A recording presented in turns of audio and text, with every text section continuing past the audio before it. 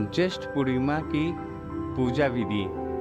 हिंदू धर्म के अनुसार ज्येष्ठ माह के शुक्ल पक्ष की पूर्णिमा को विशेष महत्व दिया जाता है। ज्येष्ठ पूर्णिमा के दिन सुहागिन स्त्रियों को वट वृक्ष की पूजा और ज्येष्ठ पूर्णिमा व्रत कथा कहना या सुनना कल्याणकारी होता है। आज के दिन एक बांस की टोकरी में 7 प्रकार के अनाज को कपड़ों से ढककर रखना चाहिए।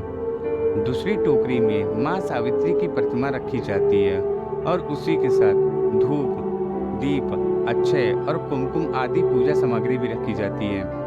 माँ सावित्री की पूजा कर वट वृक्ष के 7 चक्कर लगाते हुए मौली का धागा वट वृक्ष पर बांध दिया जाता है।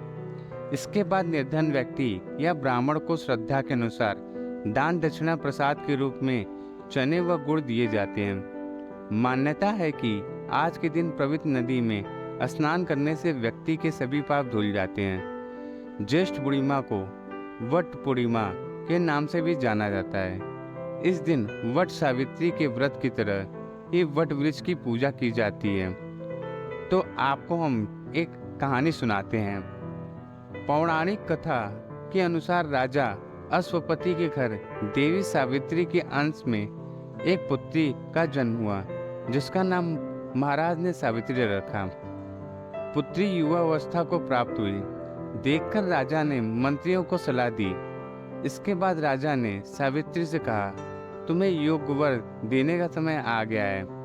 मैं विचार कर तुम्हारी आत्मा के अनुरूप वर खोज नहीं पा रहा हूँ, इसलिए हे पुत्री, मैं तुमको अपना वर चुनने की अनुमति देता हूँ।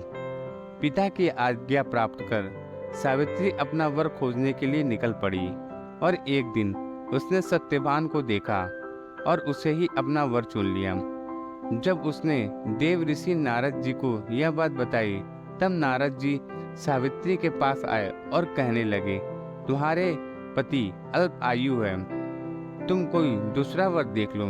लेकिन सावित्री ने कहा कि मैं एक हिंदू नारी हूँ, पति को एक ही बार चुनती हूँ। सावित्री की बात सभी ने स्वीकार की और एक दिन उन दोनों का विवाह हो गया। एक दिन सत्यवान के सिर पर अत्यधिक पीड़ा होने लगी। सावित्री ने वट वृक्ष के नीचे अपने गोद में पति के सिर को रखकर उसे लिटा दिया। उसी समय सावित्री ने देखा अनेक यमदूतों के साथ यमराज पहुंचे थे। सत्यवान जीव को दक्षिण दिशा की ओर लेकर जा रहे थे। यह देखकर सावित्री भी यमराज के पीछे पीछे चल देती है।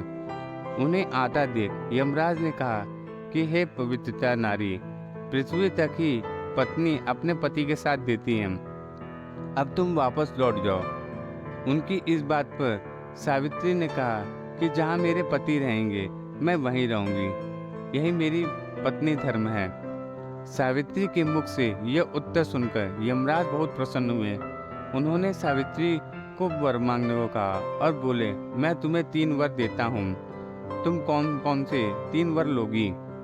तब सावित्री ने सास ससुर के लिए नित्य ज्योति मांगी, ससुर को खोया हुआ राज्य वापस मांगा और अपने पति सत्यवान के पुत्र को माँ बनने का वर मांगा। सावित्री ने ये तीनों वरदान सुनने के बाद यमराज ने उसे आशीर्वाद दे दिया और कहा कि तथास्तु, ऐसा ही होगा।